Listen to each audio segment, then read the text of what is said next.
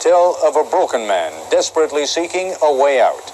That way out finally came in the 4 U.S. helicopters, which carried Marcos and 30 of his relatives and associates on the first leg of their journey into exile. Here's Jim Laurie. As President Marcos was helicoptered from Malacañang Palace to Clark Air Force Base, thousands converged on the presidential palace. There were some ugly scenes en route as Marcos loyalists clashed with Aquino supporters, the two sides throwing rocks and bottles. The Aquino crowd overwhelming Marcos supporters, many being badly beaten, a number of the Marcos people seriously injured.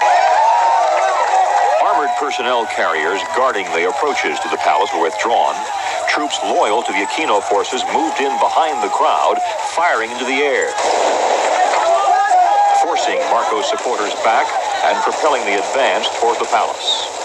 Finally, at the main gates, it was over the walls into the palace grounds.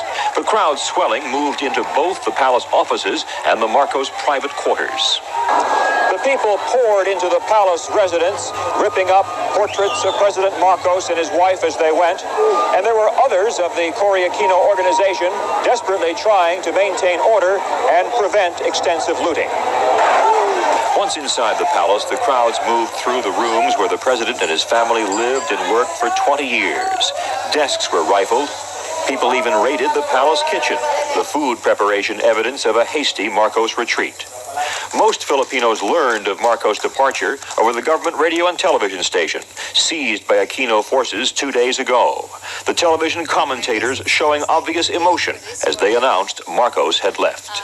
And it certainly took a long time coming. Later, Corazon Aquino, now President Aquino, took to the air. The long agony is over. We are finally free, and we can be truly proud of the unprecedented way we achieved our freedom. While there was scattered violence in Manila, in most places hundreds of thousands of people took to the streets in spontaneous celebration, setting bonfires, a jubilant demonstration only 10 hours after the final public appearance of President Marcos. Marcos, after being sworn in for a 4th term, addressed an invited crowd from the palace for the last time. His wife looked on sadly. Marcos thanked his supporters. At the same time across town, a swearing-in ceremony for Corazon Aquino. She's surrounded by the men who brought her to power with the rebellion that began 4 days ago.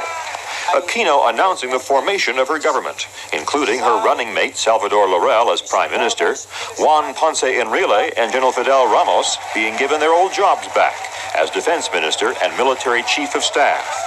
And outside the gates of Clark Air Force Base, people waited, flashing Aquino victory signs, waited for news of what was to happen next to Ferdinand Marcos.